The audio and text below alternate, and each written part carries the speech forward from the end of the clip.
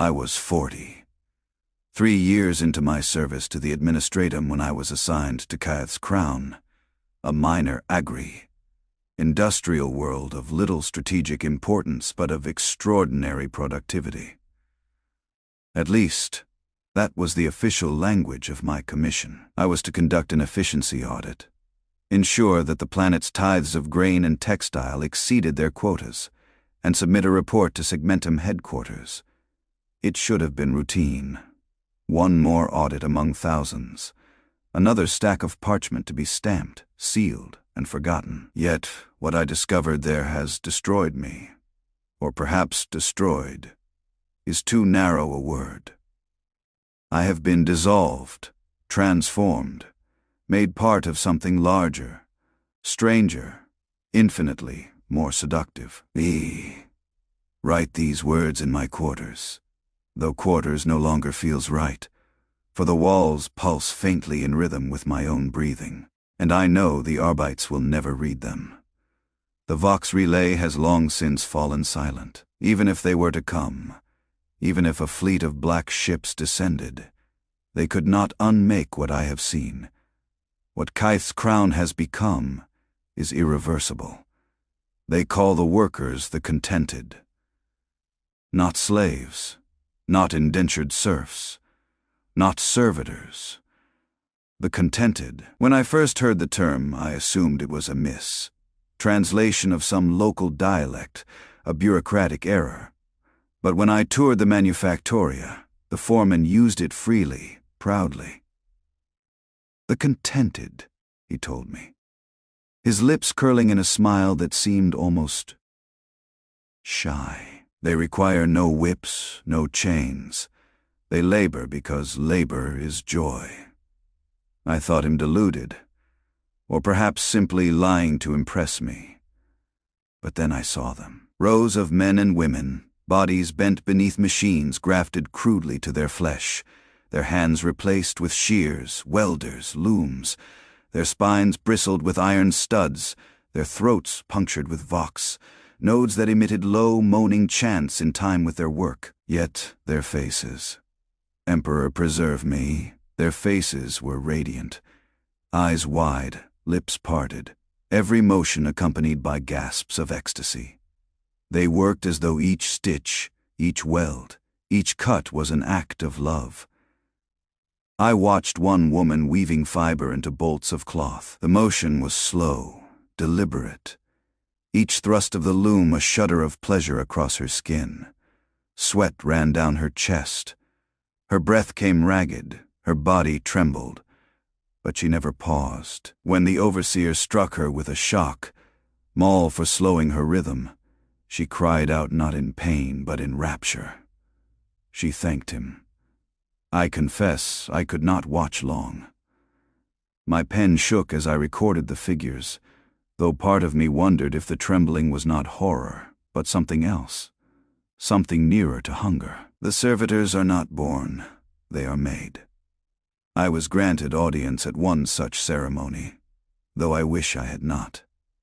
The subject was a youth of 16 standard years. Her name, Elena.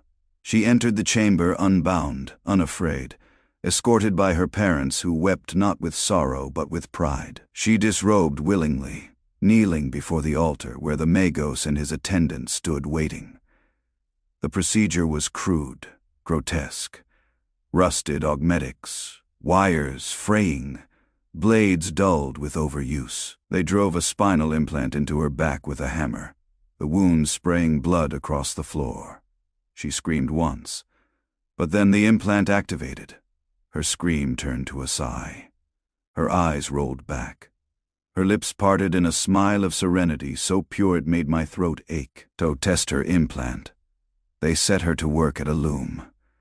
She reached out trembling hands to touch the coarse thread, and the moment her skin brushed the fibers she moaned.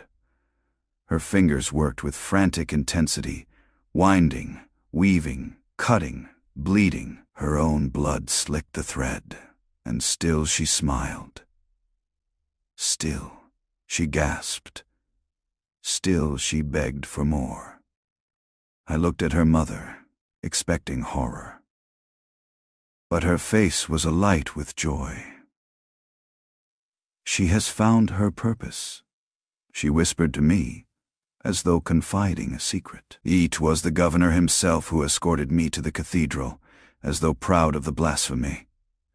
We passed through districts where walls seemed to breathe, where the air itself was thick with musk and spice, where music without source throbbed in my ears. The cathedral lay at the city's heart, a tower of living flesh fused with stone, ribs stretched into buttresses, veins pulsing like pipes.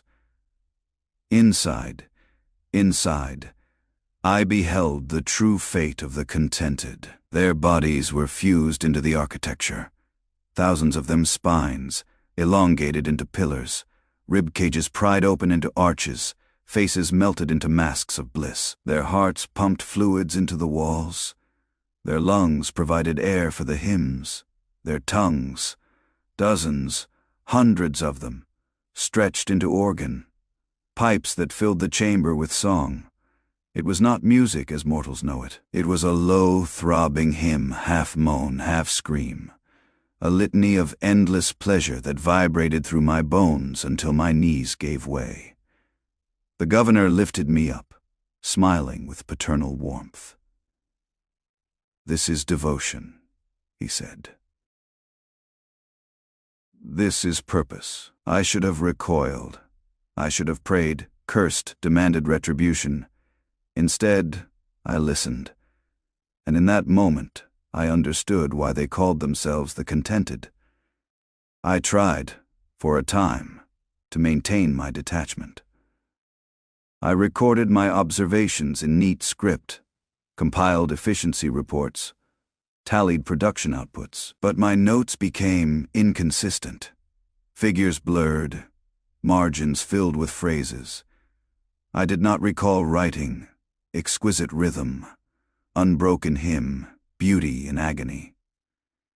I found myself visiting the manufactoria without escort. I stood for hours watching the contented at work, my breath shallow, my palms slick. The overseers let me be. Perhaps they recognized the signs. One evening, I reached out and touched a length of cloth fresh from the loom. It was still wet with blood.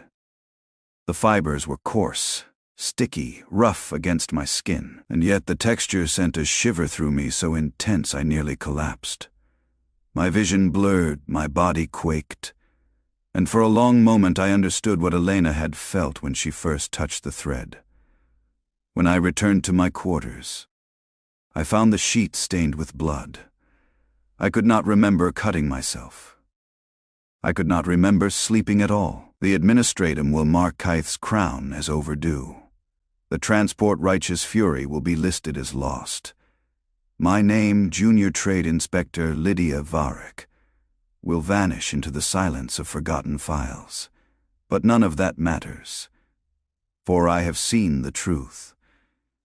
Labor is devotion, flesh is purpose, pain is pleasure, and pleasure is endless. The contented are not slaves, nor servitors, nor citizens. They are hymns, they are liturgies, they are eternal. I will join them soon. My back aches with longing for the implant. My throat hums with the hymn even as I write these words.